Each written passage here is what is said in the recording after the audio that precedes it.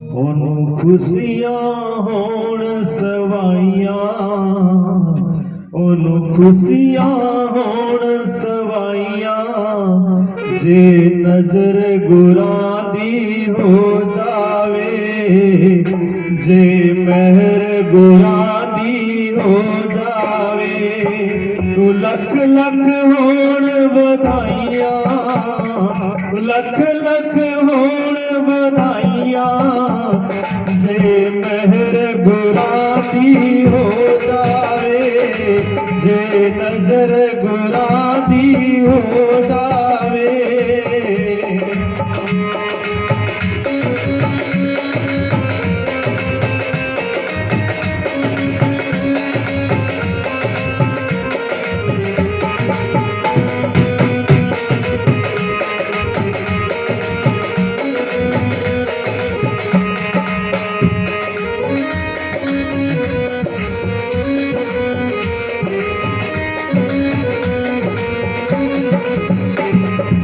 वृथाय श्वास गवावी ना, वृथाय श्वास गवावी ना, मालिक तो ध्यान हटावी ना, मालिक तो ध्यान हटावी ना, देते ने संत दुहाइयाँ, देते ने संत दुहाइयाँ, जे नजर गुरां दी हो जावे, जे महर गुरां दी हो जावे, लख लख होण वधाइयां, लख लख होण वधाइयां, जे महर गुरां दी हो जावे, जे नजर गुरां दी हो जावे।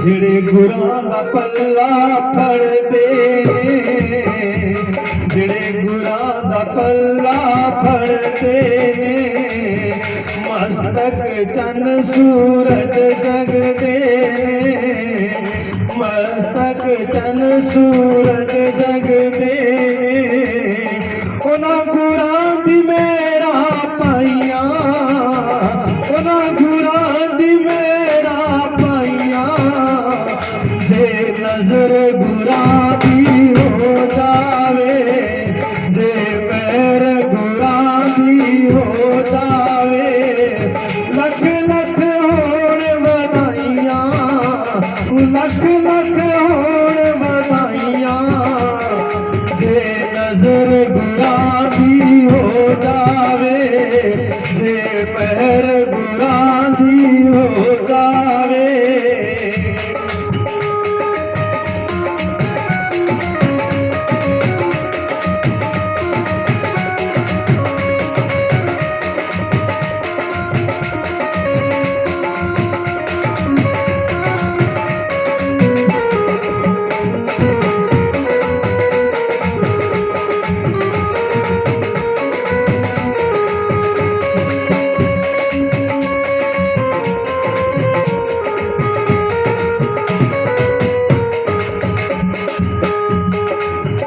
ਜਿਹੜੇ ਤੁਰਲੀ ਮਸਤਕ ਲਾਉਂਦੇ ਨੇ, ਜਿਹੜੇ ਤੁਰਲੀ ਮਸਤਕ ਲਾਉਂਦੇ ਨੇ, ਉਹ ਮੰਗੀਆਂ ਮੁਰਾਦਾਂ ਪਾਉਂਦੇ ਨੇ, ਉਹ ਮੰਗੀਆਂ ਮੁਰਾਦਾਂ ਪਾਉਂਦੇ ਨੇ, ਉਹਨਾਂ ਚਾਰ ਪਦਾਰਥ ਪਾਈਆਂ, ਉਹਨਾਂ ਚਾਰ ਪਦਾਰਥ ਪਾਈਆਂ, जे नजर गुरां दी हो जावे, जे महर गुरां दी हो जावे, लख लख होण बधाइयां, लख लख होर बधाइयां।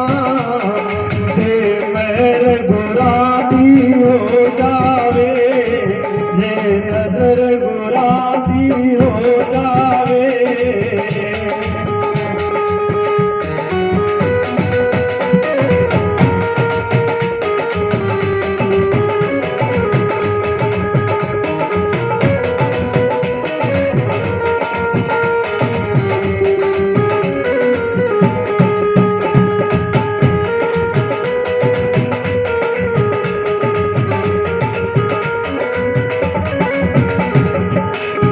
बोलिए सतगुरुदेव भगवान की जय हो। सतगुरु की कृपा और महिमा कब होती है? जब हम उसके अधिकारी होते हैं। हमारी श्रद्धा तो ऐसी है, कहीं तो महाराज भगत जी कितने गया बेटा महाराज जी कहीं तो मत हटे क्या, कहीं तो मत हटे क्या श्रद्धा इतनी की डिक्का बिक्कर दे 5 भजन करे, तो 5 पूरा ही को नहीं उठ गया गई। बस सोचो तो नहीं हटी कहता कि 5 पूरा करेगा ना करे, आपने तो मत हटे के चालू। कोई जबरदस्ती तो नहीं थी कि घर से पकड़ के कोई लेके नहीं आया था, लेकिन एक किस्में है ओढ़ चुनर में, तो कितना सुंदर भजन गाया था। ओढ़ चुनर में तो गई रे सत्संग में। चुनर नहीं है आज हमारे पास, चूंदड़ी उतर गई थी, चूंदड़ी नहीं रही ना घर पे रही। सत्संग तो बड़ी दूर की बात है, चूंदड़ी घर पे ही नहीं रही अब, ना चूंदड़ी सिर पर रही, चूंदड़ी उतर चुकी है। जिसकी अब चूंदड़ी रही नहीं है तो वोट की है बाप की, चूंदड़ी हुआ तो ठीक है ना। भजन की हालांकि बाबोत कह रहे हैं। पहली बात तो जो व्यवहारिक अर्थ है चूंदड़ी का, वो व्यवहार के अंदर भी एक लज्जा को, एक मर्यादा को, एक पूरे समाज को, परिवार को बांधने वाली थी चूंदड़ी। बात चूंदड़ी रही को नीचे परिवार खंडन आ गया, तो शर्म लिहाज लज्जा बोलने का तरीका रहा नहीं। जो मन में आ गया, पहला होती अपने से बड़ी माँ है, अपने से बड़े ससुर जी है, पिताजी है, जेठ है, कोई बड़ा बुजुर्ग है, बड़ी शर्म और लज्जा होया करती बोलने के अंदर। ये ऐसा शब्द हम बोल रहे हैं तो क्या कहेंगे, पिताजी क्या कहेंगे, ससुर जी क्या कहेंगे, पड़ोस क्या कहेगा। अब ये बात खत्म हो चुकी है, और ये सिर्फ देवियों पे लागू नहीं होती, देवा भी है, देवा में भी खत्म हो गई। पढ़ पढ़ करके डिग्रियां बहुत प्राप्त कर ली, पढ़ के डिग्रियां बहुत प्राप्त कर ली, MA BA ग्रेजुएट PhD, मन तो नाम ही को नहीं ऐसी डिग्रियां आजकल, B.Tech फलाना टेकर, भरिया taker, bed taker, Godda taker, पता नहीं समझ नहीं आती क्या क्या टेक है, पर आज जरूर अभी गंगा तो मथा टेक ही दे। जिनको बोलने की सभ्यता नहीं रही, जिनको मर्यादा नहीं रही, जिनको शर्म नहीं रही, जिनको लज्जा नहीं रही, वो विद्या किस काम की है? वो विद्या है क्या? वो अविद्या है, वो नाश है। हमारे को, हमारा समाज नाश की तरफ जा रहा है। हम कहते हैं पुराने लोग ज्यादा अच्छे थे जो अनपढ़ थे, बहुत अच्छा, ठीक है ना। आज भी मैं देखता हूँ जो अनपढ़ जो लोग है ना, वो मंदिर के सामने से, किसी महापुरुष के सामने से, संत के सामने से निकलते हैं तो दोनों हाथ जोड़ करके, सिर झुका करके निकलते हैं। और जो पढ़े लिखे कॉलेज के बच्चे मंदिर में, पहली बात सिर तो झुकता ही नहीं, ज्यादा ज्यादा प्रणाम करेगा तो मैं बाबा मान ली, सलूट मारा दूर है। यह प्रणाम है, प्रणाम। बाबा जी का ये आश्रम है, मंगलपुरी जी ने इसकी नींव रखी है। बड़े महान पुरुष रहे जिन्होंने इसकी नींव रखी, जिसके निमित्त आज इतने सालों से सत्संग होता है, भजन कीर्तन होता है, संत पुरुषों का आवन गमन होता है। जिस गांव के अंदर संतों का रहना नहीं, आना जाना नहीं है, आश्रम नहीं है, मंदिर नहीं है, वो गांव नहीं शमशान है। क्या पता होता, क्या जानते हैं वो इसके?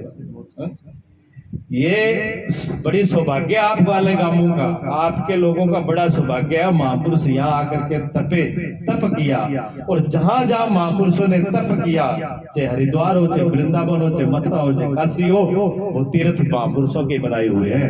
ये तीर्थ है, ये तीर्थ है। आप इस भाखड़ा वाली के अंदर ये स्थान है, लेकिन इसकी मर्यादा बना के रखो, इसकी मर्यादा बना करके रखो, इसकी मर्यादा खो मत। प्रणाम करते हो, जो पुराने बुजुर्ग है ना, पुराना, वे प्रणाम करते हैं हाथ जोड़ के, सिर झुका करके। उसके बाद में जो पीढ़ी मैं यहाँ वो देर कर बैठा हो, अभी नहीं, कम से कम 3-4 घंटे पहले से आ गया था। पहली बात तो किसी का सिर झुका ही नहीं, झुका तो एक हाथ यहाँ करके सींगड़ आगे पलटा हुए तेरा फसेड़ी है कि यहाँ सींगड़ आ गई कर लो। ये कोई प्रणाम है?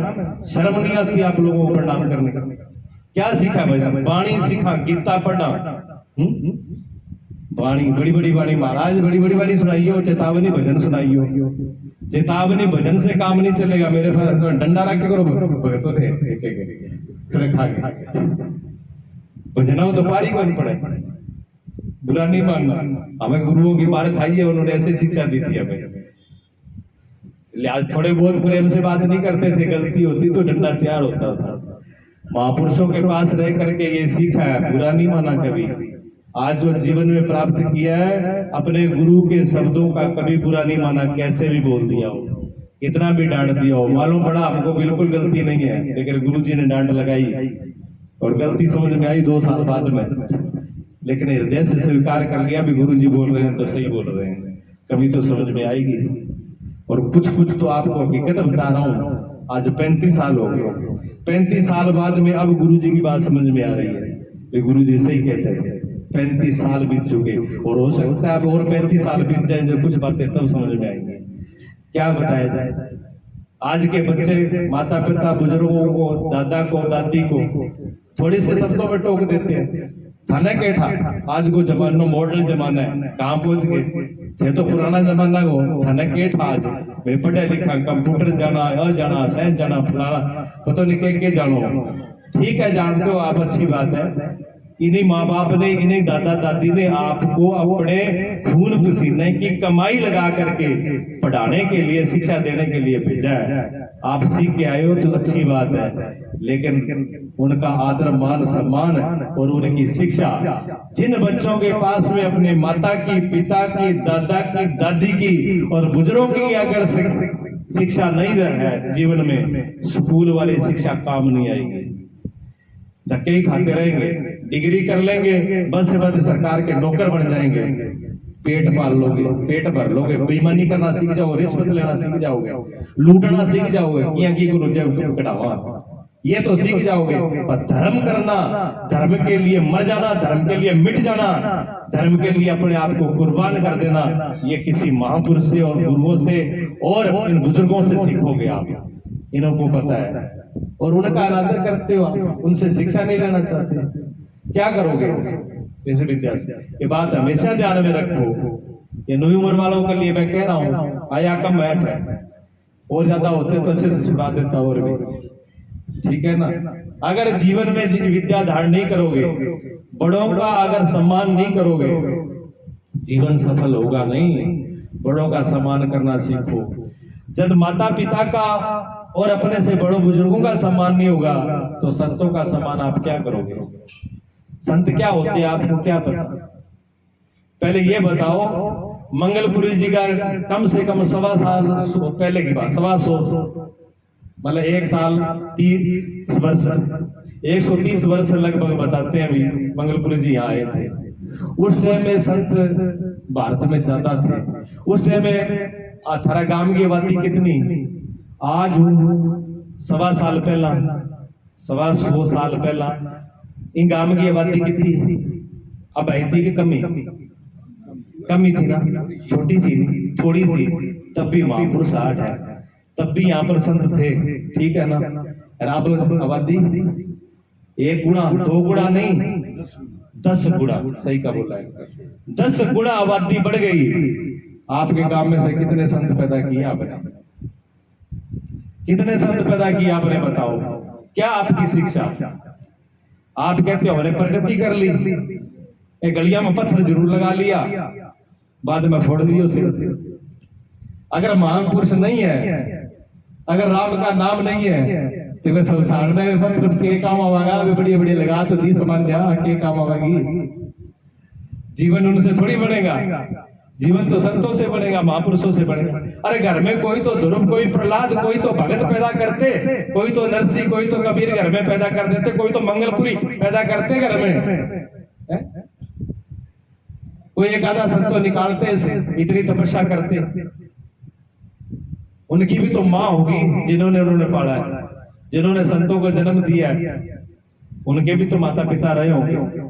धर्म था धरती पर, लोगों ने कहा बहुत प्रगति कर ली। कहां प्रगति कर ली? हमारे देश की आबादी सन 47 से लेकर के आजाद हुआ, आज देख लो कितने गुना बढ़ चुकी है, करोड़ों में चली गई। लेकिन संत कहां? संत नहीं है, हजारों डेरा खाली पड़े हैं। मुझे प्रेम जी यहाँ सेवा करते हैं, इंदिराज जी सेवा करा जी, मरकन जावा जी महाराज जी एक महात्मा दे दो, वो महात्मा गृहस्थी में हुआ है, ब्याह करो ब्याह तो कटा सोचू आते कोई पैदा करूँ महात्मा, वो तो आपकी तरफ है, मशीन तो फैक्ट्री थारला पास है, और मांगो मेरे को आगे हो। प्यार तो इधर से होंगे भाई, आपको संस्कार देने पड़ेंगे, आपको शिक्षा देनी पड़ेगी, अपना लोभ लालच छोड़ना पड़ेगा, धर्म के लिए जीना पड़ेगा, तब कोई संत पैदा होगा। संत ऐसे पैदा नहीं होगा, संत बिना धर्म के पैदा नहीं होगा जी। आपने इंजीनियर पैदा कर दिए, फौजी पैदा कर दिए, आपने डॉक्टर पैदा कर दिए, आपने अफसर पैदा कर दिए, कोई पटवारी बना दिया, कोई मैनेजर बना दिया। आपके घरों में इस गांव में लगभग सभी बैंक में कोई न कोई अफसर जरूर होगा, ठीक है ना, लेकिन संत नहीं हुआ। और इतना नहीं, नशेड़ी भी पैदा कर दिया, बदमाश भी पैदा कर दिया, और चोर भी पैदा कर दिया होगा, पर महात्मा पैदा को नहीं हुआ। क्या मैं गलत बोल रहा हूँ? संत पैदा नहीं हुआ ना। बिना संत के क्या ये जीवन चलेगा? बिना संत के, बिना महापुरुषों के जीवन में सुधार कैसे आएगा? कहां से आएगा? आज किताबों में लिखे हुए नाम, कबीर साहब, रविदास साहब, तुलसीदास जी, महान पुरुषों के नाम किताबों में आज हम पढ़ रहे हैं, और आज की जनरेशन तो किताबें भी नहीं पढ़ती। कितने लोग बैठे हुए हैं बाखरा वाली के अंदर? क्या इतने लोग हैं? ये माताएं बैठी हैं, 10-15 माताएं बैठी हैं। क्या धरागाम में इतनी माताएं हैं और कोई माता नहीं है? पर बाला लगा सत्संग के सुन लो, सत्संग तो बेकार की चीज है, तो कोई पागल है जगह जाए। अगर ये सत्संग पागल होता, पागल ही था, तो मीराबाई पागल थी, मीरा का भजन क्यों गा रहे हो? मीरा के भजन क्यों गा रहे हो? मीरा का मान सम्मान क्यों कर रहे हो? मीरा को तो नाम भी नहीं लेना चाहिए सत्संग के अंदर, तो वो पागल ही बा, तो वह सत्संग में रोज आती। पागलों का नाम क्यों ले रहे हो? पागलों के पास क्यों जाते? अगर सत्संग में जाना ही बुरा था, तो माता पार्वती, शिव जी, शिव जी का मंदिर बना रखे हो, या माता जी साथ में, आप सामने तस्वीर रखी हुई है, माता जी सामने बैठी। माता जो है पार्वती, दुर्गा है, वही काली है, वही माँ काली है, वही सरस्वती है, सारे माता का ही रूप है। क्यों माता को पूजते हो? माता सत्संग करती थी डेली, रोज। माता पार्वती रोज सत्संग करती थी। ठेकोगा जी के सबूत है, मेरे कन है सबूत, मेरे कन सबूत है। यहाँ रामायण पढ़ी होगी, बहुत से लोगों ने सुनी होगी।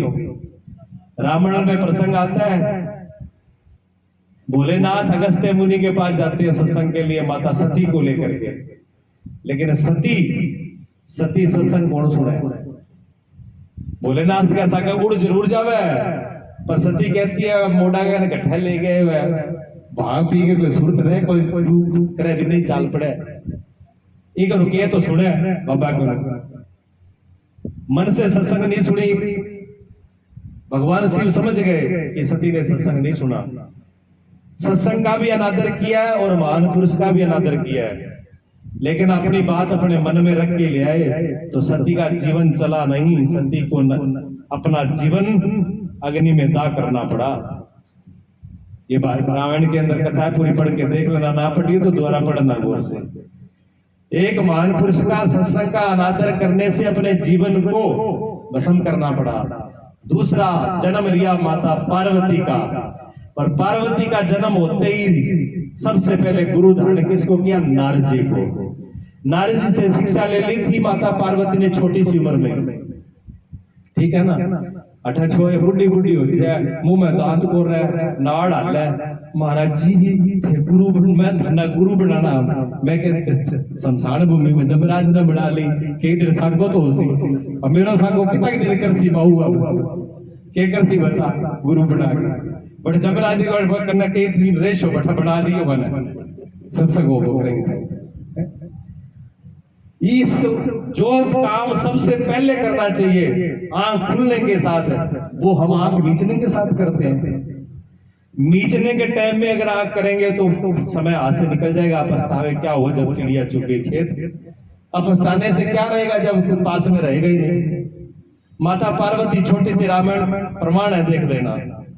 छोटी सी उम्र में नारद जी से दीक्षा लेकर जंगल में घोर तप करती है। घोर तप करने के बाद में भगवान शिव का वर्ण करते हैं, दोबारा पानी ग्रहण होता है। पानी ग्रहण करने के बाद में सबसे पहले प्रश्न जो होता है वो भगवान शिव से होता है। वहां से सत्संग शुरू होती है और वो सत्संग जो गलों में मुंडों की माला क्यों पहन रखी है? अमर कथा, अमर कथा माता पार्वती को सुनाई जाती है, राम कथा माता पार्वती को सुनाई जाती है। और भैरव तंत्र एक साथ ग्रंथ है जी, भैरव तंत्र माता शिव और पार्वती का संवाद है। एक गीता है, आपने एक गीता तो सुनिए भगवान कृष्ण की मद भगवत गीता। गीता एक नहीं है, गीता सैकड़ों है, सैकड़ों अष्टावक्र गीता अलग है, उसको मां गीता बोलते हैं। ऐसे गुरु गीता है। गुरु गीता में माता पार्वती और भोलेनाथ का संवाद है। नहीं किसी ने पढ़ा हो तो घर पे लाके पढ़ना। माता पार्वती भगवान शिव से प्रसन्न करती है और शिव जी माता पार्वती को सत्संग सुनाते हैं। जगह घर में पति सत्संग सुनावा पत्नी सुनती हुए वो घर बेकुंठ हुआ तो फिर घर को पास हो, बताओ जी वैकुंठ धाम होगा। जिस घर के अंदर पति कथा करता और पत्नी श्रद्धा से सुनती हो वो ही स्वर्ग है, वो वैकुंठ है। वैकुंठ से ऊपर है। कबीर साहब जी का प्रमाण है। कबीर साहब कहते हैं राम बुलावा भेजा और दिया कबीरा रोए। कहते राम जी ने मुझे बुलाया, कहाँ? वैकुंठ में।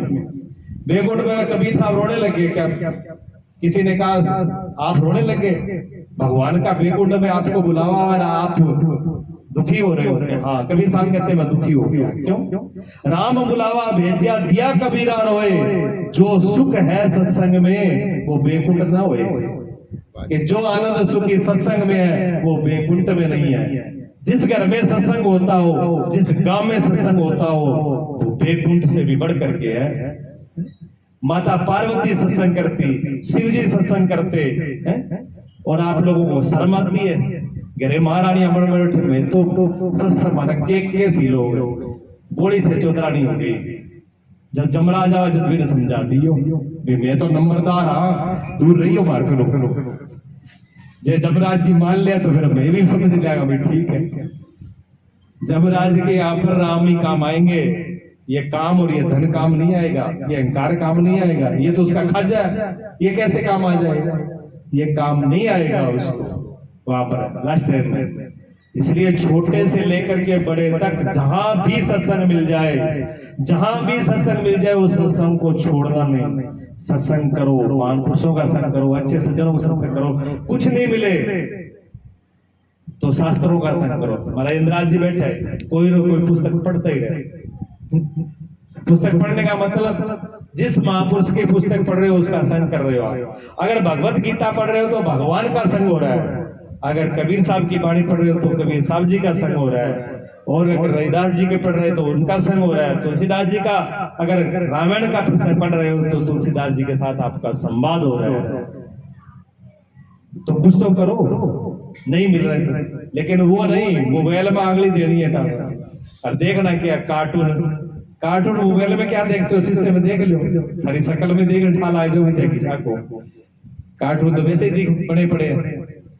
कार्टून देखने से जीवन नहीं बदलेगा, नाटक देखने से जीवन नहीं बदलेगा, फिल्में देखने से जीवन नहीं बढ़ेगा। मोबाइल बुरा नहीं है, इंटरनेट बुरा नहीं है, लेकिन हम बुरे हैं, हमारी सोच बुरी है। हमको घी दे दो तो भी जहर, हमको हीरा दे दो तो भी पत्थर। सोच तो हमारी खराब हो रही है। किसी विज्ञान की खोज बुरी नहीं है, ना बिजली बुरी है, ना विज्ञान बुरा है, ना मोबाइल बुरा है, ना टीवी बुरा है, कोई बुरा नहीं है। बुरे बरतने वाले हैं। परमात्मा ने ये नहीं दिया कि क्या चाहिए, करना क्या उसका सदुपयोग करो, हर चीज का सदुपयोग करो। अब बिजली का काम है, देखो लाइटें जल रही है, वो मैं का वो भी विज्ञान को ही बनाया हुआ है ना, बनाया तो इसमें बोलते हैं आराम से सबको सुन रहा है, वो बंद हो जाए तो आवाज बढ़ता ही जाए, क्या बुराई है, कोई बुराई नहीं है, लेकिन उपयोग तो करो। पर इसका ये उपयोग ना करके इसमें उल्टा सीधा बोलना शुरू कर दो, गाली गलौज शुरू कर दो, चाहिए ना दबा ही रखो कि ना सो ना सोने दे, तो फिर नुकसानदायक किया वो जहरी बढ़ गए। वो जरूरत के अनुसार करो, हर चीज जरूरत का। देखो ये ढोल रखा है, ये ढोल कभी खराब नहीं है ये, लेकिन हमारा ढोलक मास्टर नहीं बिना हाथ में जल्दी उसको बच जाए। अब मेरे वर्ग देते तो सारा कहा बस करो, महाराज जी ने बंद करते थे, खा लिया कार जगह ने ना बजानो आ, वो ढोल बहुत खतरनाक है, सोन को बेसुरो लगा है वो। और जो मास्टर है इसके, उसके सामने इसमें कितना सुंदर सोने करता है। पर मैंने एक चिंता हुई, मैं कि ढोलक मास्टर पूरे दिन खड़ा रहेगा पूरी रात, थक जाएगा, मुझे तो कोई सोचो। पर कला देखो, दूसरे आदमी के सामने कुछ भी नहीं है, ये कला, ये शरीर भी ढोल है, इसमें सुर पैदा होना चाहिए। ये सुर बिना सत्संग के पैदा नहीं होगा। ये जीवन बेसुरा, आप ग्राम में बोला नहीं बाता, ग्राम में कौन है बेसुरू का, अक्ल तो है कौन, क्या बेसुरो का मतलब है कोई अक्ल है कौन, ना काम करने की, ना बोलने की, ना बैठने की, ना चलने की, ना कोई सुध बुध है, फिर बेसुरू। तो सुर में कोई चीज ना हो तो बेसुरा। और सुर कहां से आएगा जीवन में, बिना सत्संग के नहीं आएगा। आपके सामने स्वरूप रखे हुए हैं दो, एक भगवान शंकर का है, एक दूसरा क्या स्वरूप रखा है पल्ली तरफ, हनुमान जी। हाँ, हनुमान जी को क्यों बिठाए यहाँ पर पता आपको? हनुमान जी बिना सत्संग के रह नहीं सकते, बिना सत्संग के हनुमान जी नहीं रह सकते। हनुमान जी ज्यादा ज्ञानी हो गया कि सत्संग सुनने की थाना जरूरत ही कोई है। ज्ञानी नाम का गण्यम, कहते हैं ज्ञानियों में सबसे अग्रणी कोई आगे है, शिखर पर है तो हनुमान जी है। हनुमान जी सारा नीचा ज्ञान, जिनका नाम लेकर बल बुद्धि विद्या जिनके स्मरण मात्र से आती है, वो भी सत्संग में रहते हैं। भागवत जब महाभारत का युद्ध हुआ तो राजा महाराजा देवी देवता सब दो सेनाओं में बट गए, कौरव और पांडवों में। अब हनुमान जी को भी लेके आना था। हनुमान जी को पांडवों ने कहा भगवान कृष्ण से कि आप हनुमान जी को बुलाओ। हनुमान जी जहां होंगे वहां राम जी के साथ में थे तो राम जी की विजय हुई, और हनुमान जी अगर हमारे साथ होंगे तो हमारी विजय होगी। तो हनुमान जी को हमारे साथ में सेना में भर्ती करो। हनुमान जी को बुलाया गया, हनुमान जी तुरंत हाजिर हुए। बेनती करी गई कि आप हमारे साथ जो है युद्ध में साथ दो। हनुमान जी ने शर्त पता क्या रखी? हनुमान जी ने कहा कि मैं चलूंगा आपके साथ युद्ध में, लेकिन मेरी एक शर्त है, बिना सत्संग को मन ने सत्संग सुनानी पड़ेगी था ना। अर्जुन कहने लगे महाराज बटा सत्संग है, धूप आरती प्रसाद कौन बनता है, बटा बम वर्ष है, बम आग का गोला वर्ष तीर पर लड़न दो है बटा तो गदा हाथ में ले ले और वो चाल लो ना। हनुमान जी कहे तो थे जानो थोड़ा काम न है, मेरी शर्त पूरी करो तो आप तैयार आ। भगवान कृष्ण ने कहा कि हाँ। भगवान ने कहा आपकी शर्त पूरा करेंगे हनुमान जी, हम आपको सत्संग सुनाएंगे। अच्छा सही बताओ, सत्संग सुनाई कौन सुनाई बताओ आप? महाभारत का युद्ध, एक तरफ कौरव खड़े हैं, एक तरफ पांडव खड़े हैं। अभी युद्धों के शंख बज चुके हैं और भगवान ने रथ दोनों के बीच में खड़ा कर दिया और पूरी गीता का सत्संग 18 अध्याय 700 श्लोक महाभारत के युद्ध के अंदर सुनाए। और हनुमान जी ऊपर ध्वजा पर बैठे हुए सुन रहे थे। अर्जुन के रथ के, भगवान के रथ के ऊपर हनुमान जी विराजमान थे। पूरी कथा सुनी कौन सुनी? राम की सत्संग सुनने के बाद अर्जुन ही तैयार नहीं हुआ, हनुमान जी भी तैयार हो गया। भगवान अब करो थे चालन दिया गया काम। पहला काम सत्संग का। युद्ध करो तो भी सत्संग पहले, प्रेम करो तो भी युद्ध। जीवन की शुरुआत सत्संग से होनी चाहिए। हालांकि सत्संग की महिमा बहुत बड़ी है। मैं तो ओढ़ चुनर गई रहे सत्संग में। चुनरी घर पर भी होनी चाहिए, लज्जा शर्म मर्यादा घर पे भी होनी चाहिए। अध्यात्म का अर्थ क्या है चुनरी का? मैं तो ओढ़ चुनर सत्संग में गई रही। आ चुनरी को नहीं थी थे सितारा ओढ़। महापुरुष इसकी बात कभी नहीं करेंगे। महापुरुषों के अर्थ गहरे होते हैं। चुनरी जो ओढ़नी होती है, चुनरी कहते हैं श्रद्धा और प्रेम की। बिना श्रद्धा और बिना प्रेम के अगर आप सत्संग में जाओगे, पल्ले में कुछ नहीं पड़ने वाला। इन्ना पासा मारोगा, इन्ना पासा मारोगा, सोचा को मोटा कद बंद करेगा। साल ले रखी है रेजामा राम करार सोमार तो लेके बैठ गया। इया फिर बिना श्रद्धा का तो यही हुआ वो, और बिना श्रद्धा का फिर क्या हुआ वो?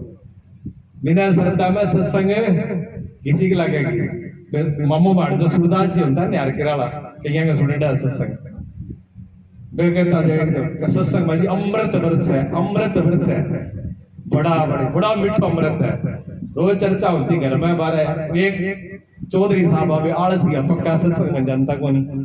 चौधराणु आप रोज कहती सारी दुनिया ही सत्संग में जाए, कहते थे ही नियम तोड़ लेकर थे ही सत्संग में उड़ जाओ। मन क्या रोज ही सेका एक दिन चालो नहीं आप। अब गया कभी सत्संग में तो गया नहीं था। अब सत्संग में देख इन्हें भी न देखा पहला तो बैठू डर तो नीड़ा तो आयु को नहीं भी आगा तो मोटा बतो की क्या सीखे कि और की ना के दे ना तो बस बड़ा दूर ही करके सिर लाल ला पास ही आप वो फेंको ले लिए फंबी को बैठे ही बैठ गए व्यापा तो लारे ही सुन के हटके बोला ऐसे किसी जावा। अब पहली बार सत्संग में आए तो ना तो वाणी समझ में आए, ना शब्द समझ में आए, ना श्लोक, ना कोई अर्थ। अब कोई समझ में तो आया नहीं। जो सुनते रहते हैं उनको तो आएगा भाई, आनंद भी आएगा। जिन्होंने सुना ही नहीं है उनको क्या गुरुवाणी, क्या संत वाणी और क्या कबीर वाणी और क्या गीता की वाणी सब फेल है। सारी संतों की वाणियां फेल है। अब वो थोड़ी देर में उसको आलस लग गया, आलस लग गया, ठेका लिया हुआ था, सो गया। सत्संग में नींद भी बड़ी आती है, सो गया।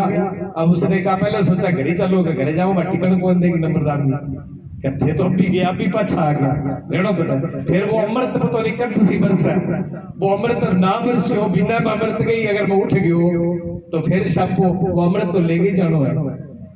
तो वो पीछे ही वही सो गया भाई दुनिया में सत्संग चाल बोकरी। अमृत तो जो था वाणी का था बड़ सोचो कि ऊपर से वो मेल गया।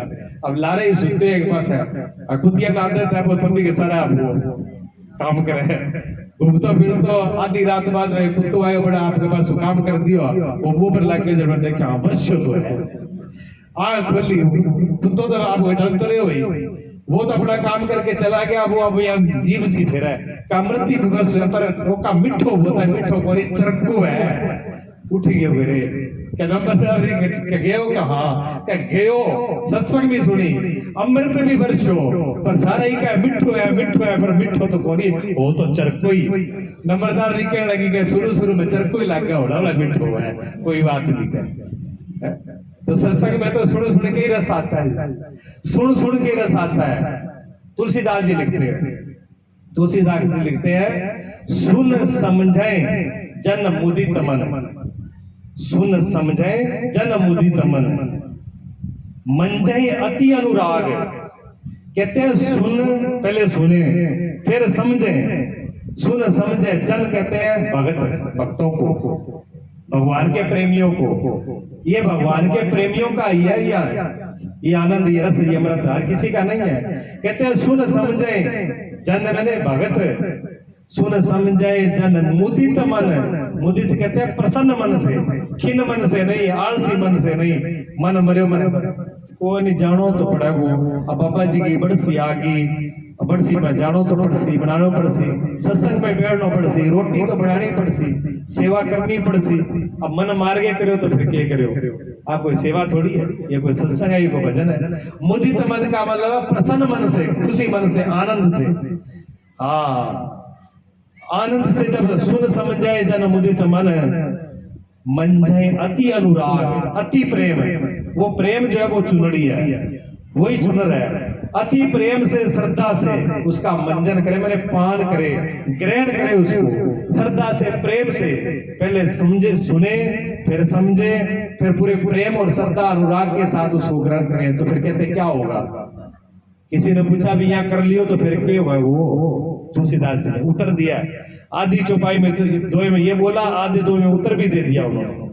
सुन समझे जन मुदित मन, मंझे अति अनुराग, लेहे चार फल अछत तन, साधु समाज प्रयाग। कहते हैं 4 प्रकार के फल प्राप्त कर लेंगे वो। और अछत मैंने जिन जो कभी खराब मिटते नहीं है, जो कभी क्षय नहीं होते, जो कभी खत्म नहीं होते, ऐसे 4 फलों को प्राप्त कर लेंगे। 4 फल कौन से हैं? 4 फल कौन से हैं? धर्म, अर्थ, काम और मोक्ष। चारों फल की प्राप्ति इस सत्संग में, संतों के समागम में मिल जाती है। ऐसे महापुरुषों की वाणी है। थोड़ा सा एक भजन कर ले, उसके बाद में वाणी को विराम देते हैं। बोलिए सद्गुरुदेव भगवान की जय हो। त्याग कुसंगत तन मन वचन से, त्याग कुसंगत तन मन वचन से, जो सत्संगत में आते हैं, सुन के समझ हृदय में धारे, वही धर्मवीर कहलाते हैं, वही धर्मवीर कहलाते हैं।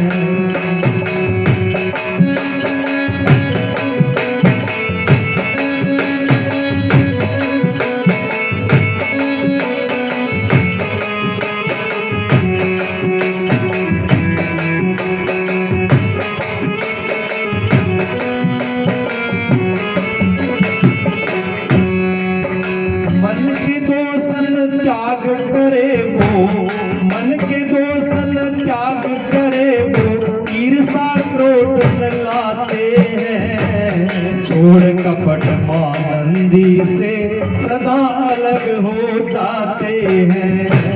दूजे बाणी सत्य के, दूजे बाणी सत्य सत्य के, झूठ से अति घबराते हैं। गाली निंदा कभी न करते, मीठे वचन सुनाते हैं। हाँ जी, सब जीवों के बड़े हैं देसी, सब जीवों के बड़े हैं देसी, पर प्रेम का पंथ दर्शाते हैं। सुन के समझ हृदय में धारे, वही धर्मवीर कहलाते हैं। सुन के समझ हृदय में धारे, वही धर्मवीर कहलाते हैं।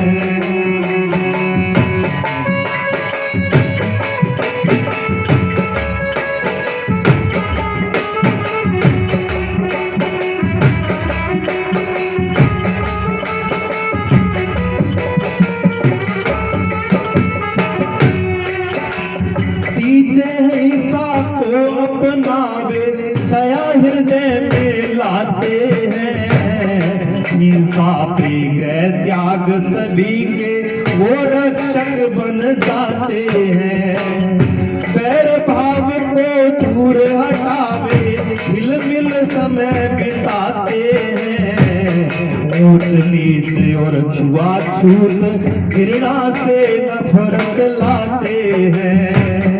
जीवन को निरपैर बनाकर, जीवन को निरपैर बनाकर, पर निर्भय पद को पाते हैं। सुन के समझ हृदय में धारे, वही धर्मवीर कहलाते हैं। सुन के समझ हृदय में धारे, वही धर्मवीर कहलाते हैं। त्याग कुसंगत तन मन वचन से, त्याग कुसंगत तन मन वचन से, जो सत्संगत में आते हैं। सुन के समझ हृदय में धारे, वही धर्मवीर कहलाते हैं।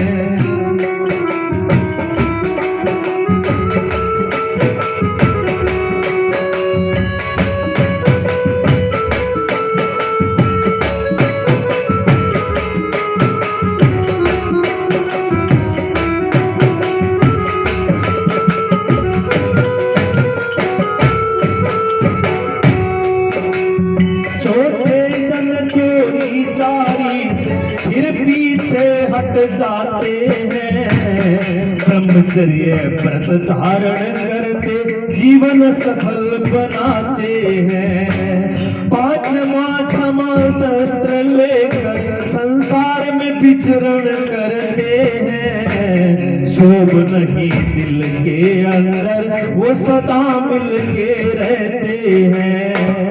कड़वे वचन कोई कहे आकर, अरे कड़वे वचन कोई कहे आकर बड़े प्यार से सहते हैं। सुन के वचन हृदय में धारे वही धर्मवीर कहलाते हैं। सुन के वचन हृदय में धारे वही धर्मवीर कहलाते हैं। त्याग कुसंगत तन मन वचन से, त्याग कुसंगत तन मन वचन से जो सत्संगत में आते हैं। सुन के वचन हृदय में धारे वही धर्मवीर कहलाते हैं।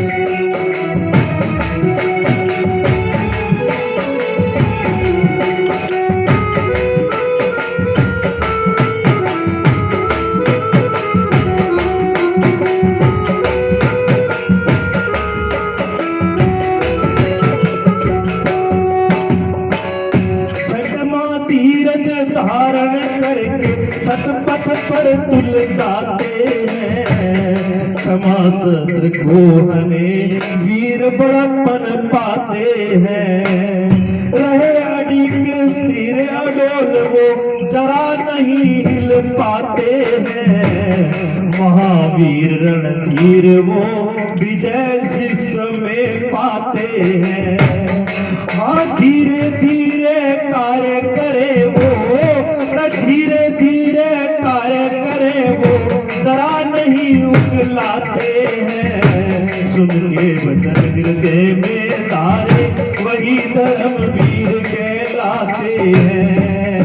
सुन के वचन हृदय में धारे वही धर्मवीर कहलाते हैं। त्याग कुसंगत तन मन वचन से, त्याग कुसंगत तन मन वचन से जो सत्संगत में आते हैं। सुन के वचन हृदय में धारे वही धर्मवीर कहलाते हैं।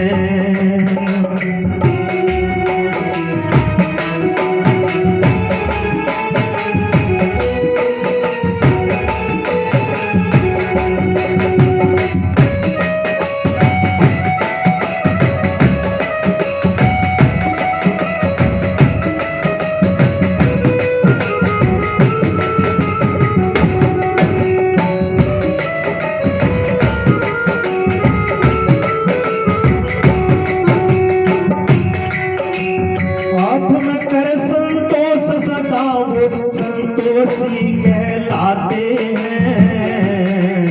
गुरु भक्ति ज्ञान ध्यान मोक्ष पद फल पाते हैं। अमृत स्वयं स्वयं हो जाए, अरे जन्म मरण मिट जाते हैं। सुनकर समझ हृदय में धारे वही धर्मवीर कहलाते हैं। सुन के समझ हृदय में धारे वही धर्मवीर कहलाते हैं। त्याग कुसंगत तन मन वचन से, त्याग कुसंगत तन मन से जो सत्संगत में आते हैं। सुन के वचन हृदय में धारे वही धर्मवीर कहलाते हैं। सुन के वचन हृदय में धारे वही धर्मवीर कहलाते हैं।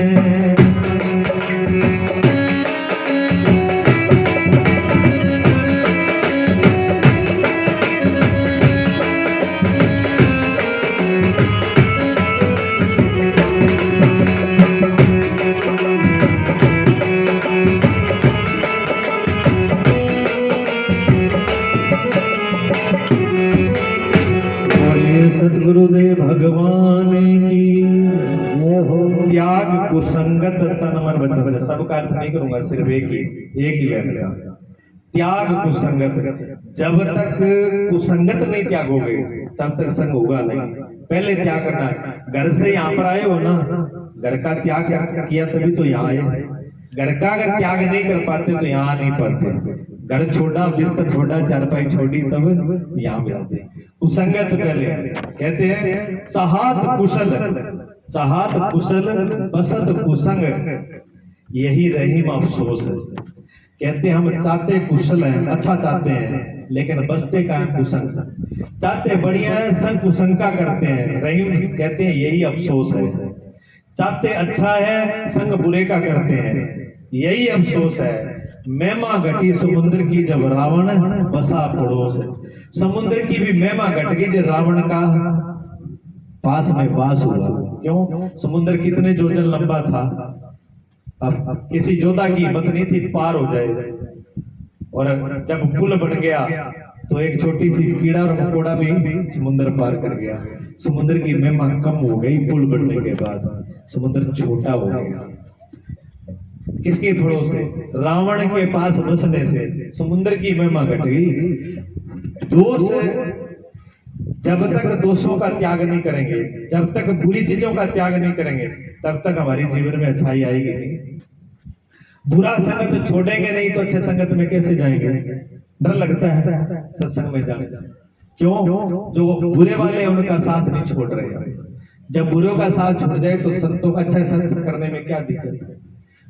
और जब तक बुराई नहीं निकलेगी दिल और दिमाग से, तब तक ये समझ में नहीं आएगी। सुन समझाए जाए, सुन समझाए जाए, कहते त्याग है सुन के समझ हृदय में धारण है, सो धर्मवीर कहलाते हैं।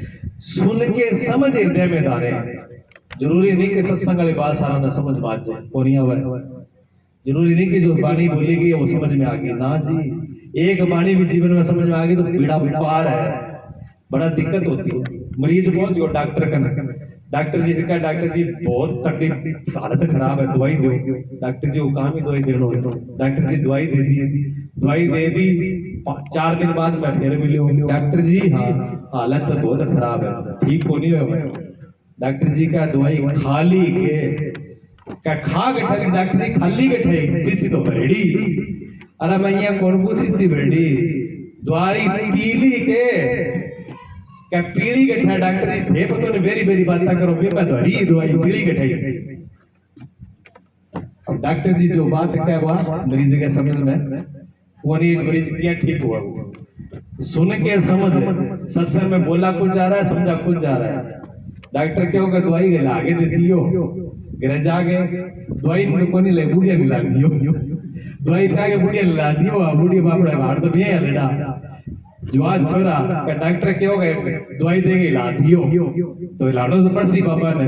बाबा बेचारो पिए सांस औखा खावा सांस मरीज हो इलागे पार कर दियो का डॉक्टर जी हाँ कमर बाबू तो क्या है किसी दवाई दी थे दवाई तो मैं ठीक ही दी दवाई ले गए बस पार हो गया थे दी ही थे क्यों पिए दी पहला 2 ढक्कन दवाई का ली फिर 2 ढक्कन पानी का लियो आगे फिर ला दियो क्या कितने दवाई लाई का बाबा ने कर दिया काम कहते बाबा ने ला दियो पूरो।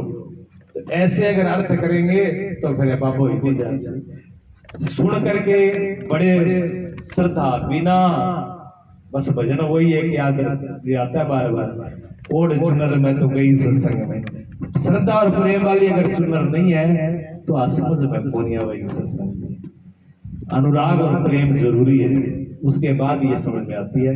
इसी के साथ मैं अपनी वाणी को विराम देता हूँ। कोई की न शब्द गुरु लगे तो मेरे ऊपर बोलो सदगुरुदेव भगवान की जय।